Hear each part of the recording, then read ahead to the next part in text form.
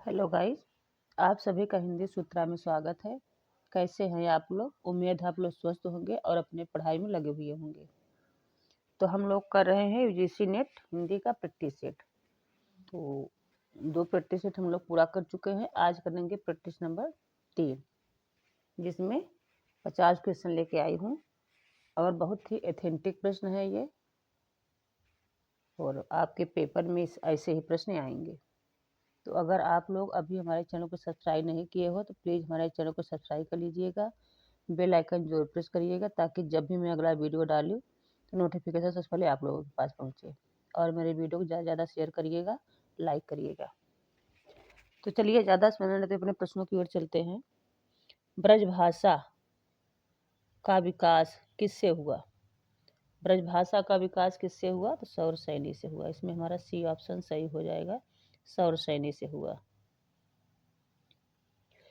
अपभ्रंश की उत्तरकालीन अवस्था का नाम क्या है? अपभ्रंश की उत्तरकालीन अवस्था का नाम क्या है? तो अवहट्ट है। ठीक, इसमें हमारा डी ऑप्शन सही हो जाएगा, अवहट्ट। एक एक प्रश्न बहुत ही ऑथेंटिक है, बिल्कुल रट लो। अपभ्रंश में कुल कितने स्वर थे? अपभ्रंश में कुल कितने स्वर थे? तो कितने स्वर थे? 8 स्वर थे। ए ऑप्शन हमारा सही हो जाएगा, अपभ्रंश में कुल 8 स्वर थे। मगही किस हिंदी प्रदेश की बोली है? तो मगही कहाँ की बोली है? बिहार की है। ठीक, बी ऑप्शन हमारा सही हो जाएगा, बिहार। भाषाओं के पारिवारिक वर्गीकरण का आधार है। भाषाओं के पारिवारिक वर्गीकरण का आधार क्या है? तो यहाँ हमारा क्या हो जाएगा? इतिहास। सी ऑप्शन सही हो जाएगा। भाषाओं के पारिवारिक वर्गीकरण का आधार इतिहास है। सी ऑप्शन सही हो जाएगा। पुष्पदंत किस शताब्दी के कवि थे? पुष्पदंत किस शताब्दी के कवि थे? तो 10वीं शताब्दी के थे। सी ऑप्शन हमारा सही हो जाएगा, पुष्पदंत 10वीं शताब्दी के कवि थे। दोहा कोश किसकी रचना है? तो पता होगा दोहा कोश किसके है? सरहपा की है। बी ऑप्शन हमारा सही हो जाएगा, सरहपा। काव्य की रीत सीखी सुख बीन सुदेखी सुनी बहुलोक की बातें। काव्य की रीत सीखी सुख बीन सुदेखी सुनी बहुलोक की बातें। काव्योक्ति के कवि हैं, यानी कि इस पंक्ति के कवि कौन हैं? तो भिखारी दास हैं। ठीक, डी ऑप्शन हमारा सही हो जाएगा, भिखारी दास। हरि रस पिया जानिए जे कबहू न जाय खुमार, मैं मनता घूमत फिरे नाही तन की सार। तो इस काव्य पंक्ति के कवि कौन है? तो इसके हैं कबीरदास। ठीक, बी ऑप्शन हमारा सही हो जाएगा, कबीरदास की पंक्ति है ये। बहुत ही ऑथेंटिक प्रश्न है, बिल्कुल रट लीजिए। एक एक प्रश्न इसमें बहुत ही महत्वपूर्ण है। देव कवि की रचना है। देव कवि कौन सी रचना है? तो भाव विलास। ठीक, डी ऑप्शन हमारा सही हो जाएगा, भाव विलास बहुत पूछा जाता है। तो भाव विलास किसकी रचना है? देव कवि की। साहित्य लहरी के रचनाकार कौन है? साहित्य लहरी किसकी है? सूरदास की है। बी ऑप्शन हमारा सही हो जाएगा, सूरदास। अष्टछाप की स्थापना किसने की? अष्टछाप की स्थापना किसने की? विट्ठल दास, विट्ठलनाथ ने। ए ऑप्शन हमारा सही हो जाएगा, विट्ठलनाथ।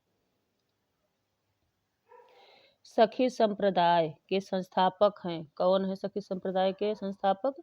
स्वामी हरिदास। सी ऑप्शन हमारा सही हो जाएगा, स्वामी हरिदास हैं। गोस्वामी तुलसीदास की अंतिम रचना कौन सी है? गोस्वामी तुलसीदास की अंतिम रचना कौन सी है? हनुमान बाहुक है। ठीक, डी ऑप्शन हमारा सही हो जाएगा, हनुमान बाहुक। मृगावती किसकी रचना है? मृगावती किसकी है? कुतुबन की है। ठीक, बी ऑप्शन हमारा सही हो जाएगा, मृगावती कुतुबन की है रचना है। निम्नलिखित काव्योक्त तुलसी की किस रचना से है? श्रुति संभव हरि भक्त पथ संयुत विरति विवेक। ये तुलसीदास की पंक्ति है, बिल्कुल याद रखना है। तुलसीदास की पंक्ति है और पूछा गया है ये कि किस रचना से है, तो ये रामचरितमानस से है। ठीक, ये ऑप्शन हमारा सही हो जाएगा, रामचरितमानस से है। शब्द शक्ति के विषय में निम्नलिखित कथन किसका है? अविधा उत्तम काव्य है, मध्य लक्षणाहीन, अधम व्यंजना रस विरस, उल्टी कहत नवीन। तो ये पंक्ति किसकी है? ये पंक्ति बहुत ही महत्वपूर्ण है, कई बार पूछा गया है। तो किसकी है? ये देव कवि की है। ठीक, शब्द शक्ति के विषय में कौन सी पंक्ति कही गई है? तो भी यही होगा, विधा उत्तम काव्य है। और पूछ लेगा किसने कहा है, किसकी पंक्ति है, तो देव कवि की है। ठीक, सी ऑप्शन हमारा सही हो जाएगा। निम्नलिखित में से कौन सा मतिराम का ग्रंथ नहीं है? ठीक, नहीं विशेष ध्यान देना है, जल्दबाजी में जो है उसे नहीं लगाना है, जो नहीं है उसे लगा के आना है। तो पूछ रहा है निम्नलिखित में से कौन सा मतिराम के ग्रंथ नहीं है? इसमें से रस विलास मतिराम का ग्रंथ नहीं है, बी ऑप्शन हमारा सही हो जाएगा। बाकी रसराज, ललित ललाम और छंदसार ये तीनों मतिराम की रचनाएं हैं। निम्नलिखित में से कौन रीति मुक्त कवि नहीं है? रीत मुक्ति कवि पूछ रहा है कि कौन नहीं है, तो पद्माकर रीत मुक्ति कवि नहीं है। ठीक, सी ऑप्शन हमारा सही हो जाएगा। बाकी बोधा, ठाकुर, आलम ये सब क्या है? रीत मुक्ति कवि हैं। सी ऑप्शन हमारा सही हो जाएगा। पद्माकर का है रीतिबद्ध कवि है। चंडी चरित्र किसकी रचना है? तो चंडी चरित्र किसकी है? गुरु गोविंद सिंह की है। ए ऑप्शन हमारा सही हो जाएगा, गुरु गोविंद सिंह। ज्यों ज्यों बसे जात दूरी दूरी, प्रिय प्राण मूरी, त्यों त्यों धसे जात मन मुकुर हमारे मैं। भ्रमर गीत प्रसंग से संबंधित उपयुक्त पंक्तियां किसकी है? यहाँ हमारा 3 प्रश्न बन सकता है इससे कि ज्यों ज्यों बसे जात दूरी दूरी, प्रिय प्राण मूरी, त्यों त्यों धसे जात मन मुकुर हमारे। ये किससे उद्धृत है? तो भ्रमर गीत से उद्धृत है। ठीक, दूसरा बन सकता है कि ये किसकी रचनाएं हैं? ये तो पूछ ही रहा है किसकी रचनाएं हैं ये, सॉरी किसकी पंक्ति है ये? तो ये पंक्ति है जगन्नाथ दास रत्नाकर की। ठीक, जगन्नाथ दास रत्नाकर की है। डी ऑप्शन हमारा सही हो जाएगा, जगन्नाथ दास रत्नाकर की पंक्ति है। कहाँ से ली गई है? तो भ्रमर गीत से ली गई है, बिल्कुल याद रखना है। निम्नलिखित में से किस गद्य कृति का निर्माण फोर्ट विलियम कॉलेज में हुआ? किस गद्य कृति का निर्माण फोर्ट विलियम कॉलेज में हुआ? तो नाचकेतोपाख्यानम का। सी ऑप्शन हमारा सही हो जाएगा, नाचकेतोपाख्यानम। निसहाय हिंदू उपन्यास के लेखक हैं। निसहाय हिंदू किसका है? राधा कृष्ण दास का है। बी ऑप्शन हमारा सही हो जाएगा, राधा कृष्ण दास। निम्नलिखित में से कौन सा नाटक श्रीनिवास दास का नहीं है? कौन सा नाटक श्रीनिवास दास का नहीं है इसमें से? तो कौन सा नहीं है? महारानी पद्मावती नहीं है। ठीक, बी ऑप्शन सही हो जाएगा, महारानी पद्मावती। राजा लक्ष्मण सिंह ने अभिज्ञान शाकुंतलम का हिंदी अनुवाद कब किया? तो 1863 ईस्वी में किया था। ए ऑप्शन हमारा सही हो जाएगा, 1863 ईस्वी। निम्नलिखित में से भारतेंदु का कौन सा नाटक प्रबोध चंद्रोदय की प्रतीकात्मक शैली से प्रभावित है? तो भारत दुर्दशा। ठीक, कौन सा है? भारत दुर्दशा। सी ऑप्शन हमारा सही हो जाएगा, भारत दुर्दशा है।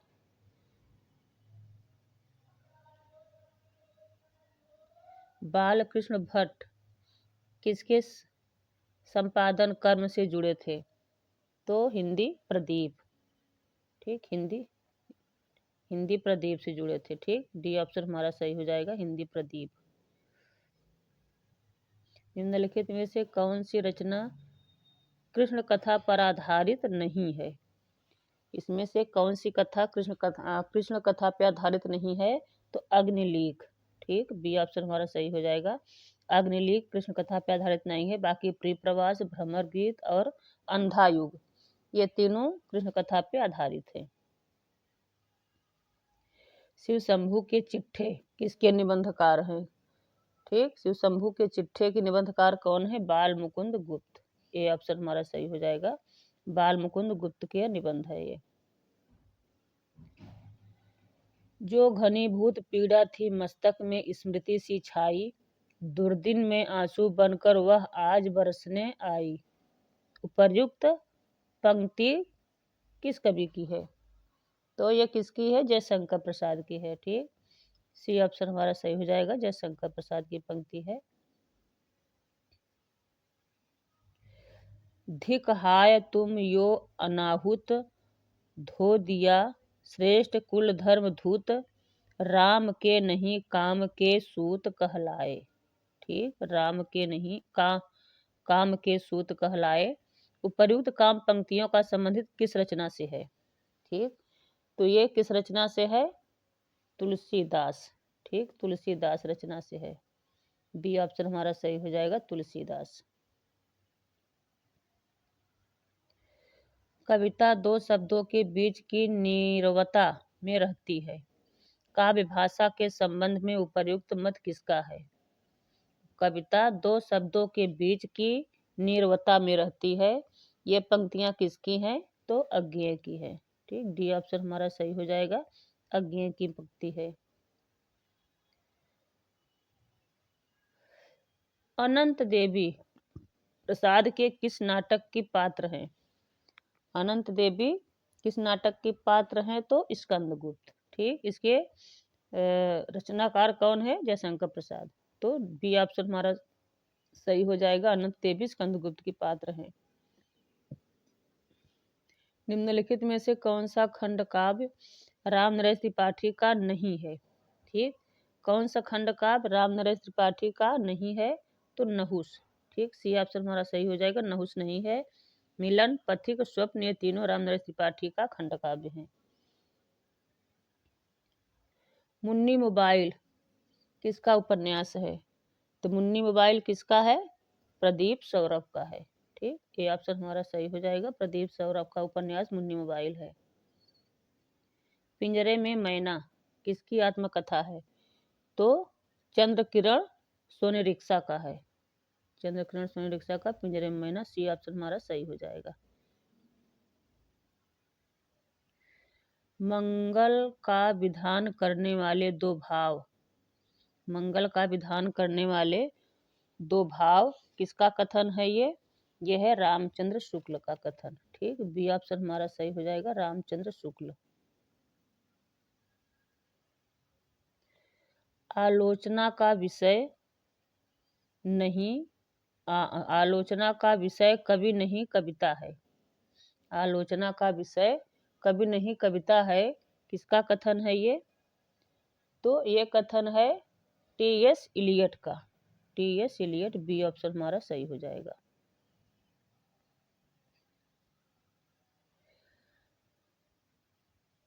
सत्तोदेकांत खंडः स्वप्रकाशानंद चिन्मयः वेदयान्ता स्मृतो शून्यः ब्रह्मदया सोतः सहोदरः लोकोत्तर चमत्कार प्राणः कैस्वित प्रमा त्रिभिः स्वकारवदः भिन्नोद्भिन्नाथ पुष्कदय स्ते रसः। रस के उपर्युक्त रस के विषय में किस आचार की ये स्थापना है या पंक्ति है? किसने कहा है ये? ठीक। तो ये किसने कहा है? आचार्य विश्वनाथ ने। डी ऑप्शन हमारा सही हो जाएगा, आचार्य विश्वनाथ की पंक्ति है ये।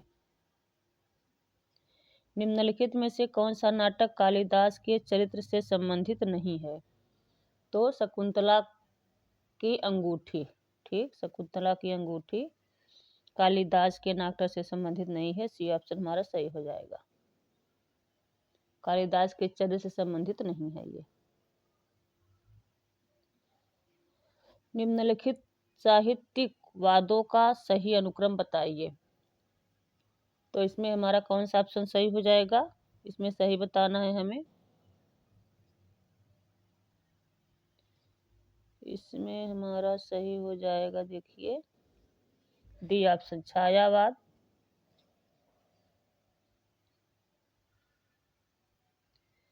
क्या है? छायावाद, प्रगतिवाद, प्रयोगवाद और प्रपत्तिवाद। तो डी ऑप्शन हमारा सही हो जाएगा। पहले छायावाद, फिर प्रगतिवाद, प्रयोगवाद, फिर प्रपत्तिवाद।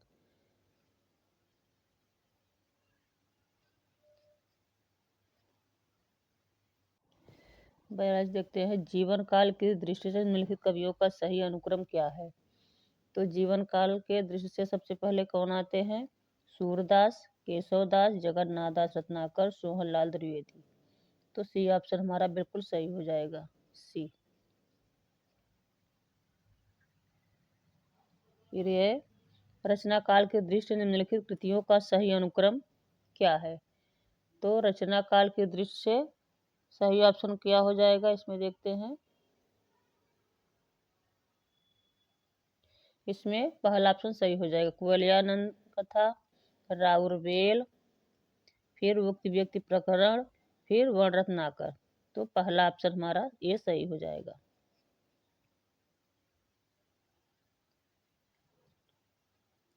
रचना काल की दृष्टि से निम्नलिखित कृतियों का सही अनुक्रम बताइए। तो इसमें हमारा बी ऑप्शन सही हो जाएगा, प्रिय प्रवास, साकेत, तुलसीदास, कृष्णायन। बी ऑप्शन सही हो जाएगा।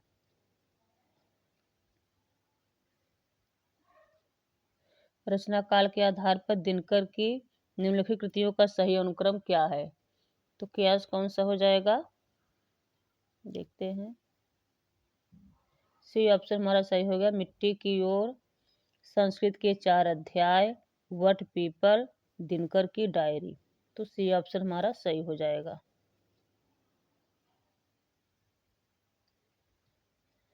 रचना काल की दृश्य से निम्नलिखित उपन्यासों का सही अनुक्रम बताइए।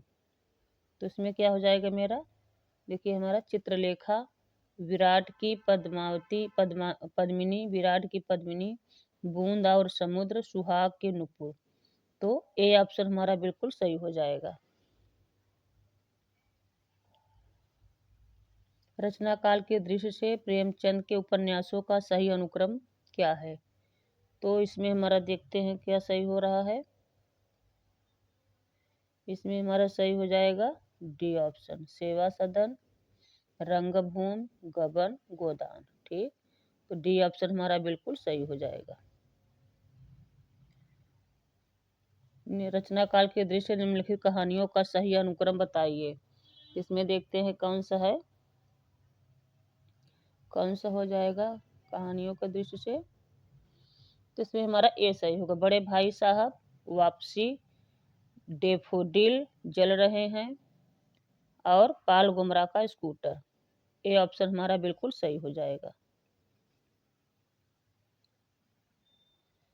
रचना काल के दृश्य सुरेंद्र वर्मा के निम्नलिखित नाटकों का सही अनुक्रम बताइए। तो इसमें हमारा कौन सा सही हो जाएगा, इसको देखते हैं। इसमें हमारा द्रौपदी, आठवां सर्ग, छोटे सैयद बड़े सैयद, शकुंतला की अंगूठी। तो सी ऑप्शन हमारा सही हो जाएगा। लास्ट प्रश्न देखते हैं हम लोग। लास्ट प्रश्न देखते हैं, एक लास्ट प्रश्न है, रचना काल के दृश्य में लिखित कृतियों का सही अनुक्रम बताइए। तो इसमें हमारा देखते हैं कौन सा सही हो रहा है। तो इसमें हमारा सही हो जाएगा पल्लव, कामायनी, दीपशिखा, कुकुरमुत्ता, यानी कि डी ऑप्शन हमारा बिल्कुल सही हो जाएगा। ठीक, डी ऑप्शन सही हो जाएगा। तो ऐसे ही आप लोग बिल्कुल पढ़ते रहिए और मेरे वीडियो को ज़्यादा शेयर करिएगा, लाइक करिएगा, कमेंट में ज़रूर बताइएगा कि आप लोगों का ये प्रश्न कैसे लग रहे हैं और आप लोग पढ़ाई कैसे चल रही है। तो अगर आप लोग अभी तक हमारे चैनल को सब्सक्राइब नहीं किया है तो प्लीज़ हमारे चैनल को सब्सक्राइब कर लीजिएगा, बेल आइकन जो प्रेस करिएगा ताकि जब भी मैं अगला वीडियो डालूँ तो नोटिफिकेशन सबसे पहले आप लोगों के पास पहुँचे। तो मिलते हैं अगले वीडियो में। Thanks for watching.